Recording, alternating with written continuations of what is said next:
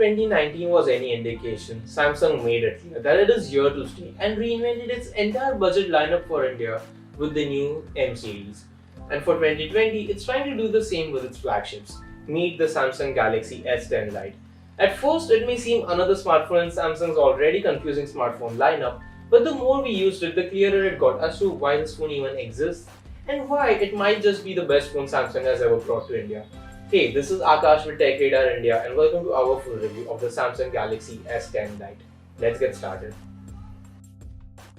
At first glance, one may wonder what's really light about the S10 Lite. Well, if you're looking for cliff notes, here you go. It skips on a glass back for a complex plastic body.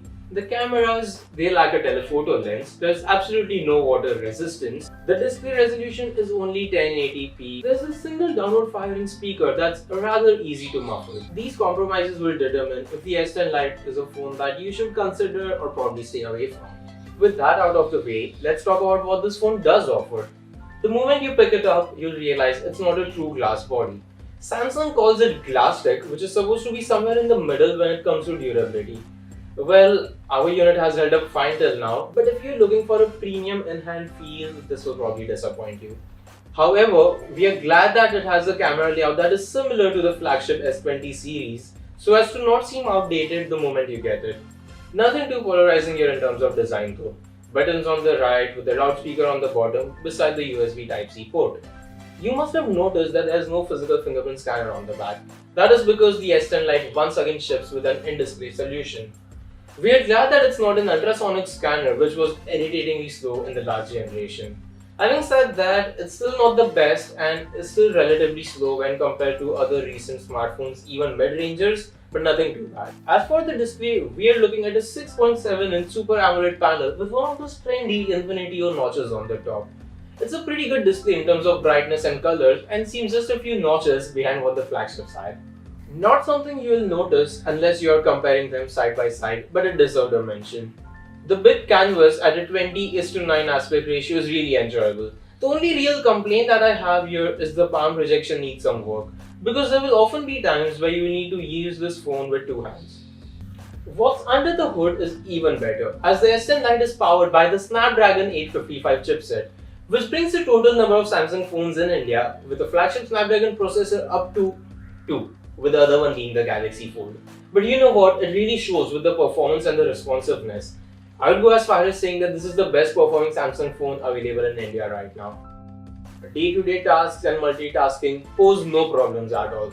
Gaming is pretty enjoyable too, and we were able to have a consistent gaming experience at over 30 FPS for the most part. There is some heating across the back at times, but not to alarming level. The responsiveness is also probably due to what Samsung has been able to do with the software. The S10 Lite runs on One UI 2.0 built over Android 10, which makes the phone really fresh and much lighter than it used to be. Turn on the animations to make it even better. Without going into much detail about everything, the software skin offers loads of features and options without feeling overwhelming or confusing. Full-fledged Google Play support is also included. The S10 Lite is also Samsung's first flagship with a high megapixel primary sensor. We're looking at a 48 megapixel f2.0 primary camera, a 12 megapixel ultra-wide shooter, and a 5 megapixel macro camera. The primary camera is probably the best in the segment, with excellent dynamic range, accurate color saturation and temperature, and a fair amount of detail. Though I'm yet to find a way to shoot at the full 48 megapixel resolution. The ultra-wide sensor has similar color characteristics, which is always appreciated, and brings very little distortion. My biggest sore point with the camera is the lack of a proper Pro mode. Portrait mode is available for both photos and videos, and the results are pretty impressive, considering that there is no depth sensor assisting it. Super steady mode once again makes an appearance. Selfies are handled by a 32 megapixel shooter, which also seems to employ pixel binning. Ending things on a high note, the S10 Lite has a big 4500 mAh battery, which combined with the Snapdragon 855 and One UI optimizations makes this phone a true full-day warrior. My time between charges was almost always over a day, with about 7 to 8 hours of screen on time on light days and about 5 to 6 on PUBG weekends. Charging with the included 25 watt charger takes about 80 minutes, which is also pretty impressive. So where does that leave us with the Samsung Galaxy S10 Lite? Well, it's very clear which segment or rather which brand Samsung is going after with these new Lite flagships. And in that pursuit, it has been able to create a phone that truly nails all the smartphone essentials and skips on those which are a little forgivable under the pretext of being not very useful. If you're looking for an affordable flagship from a tier 1 brand, this is probably your best option.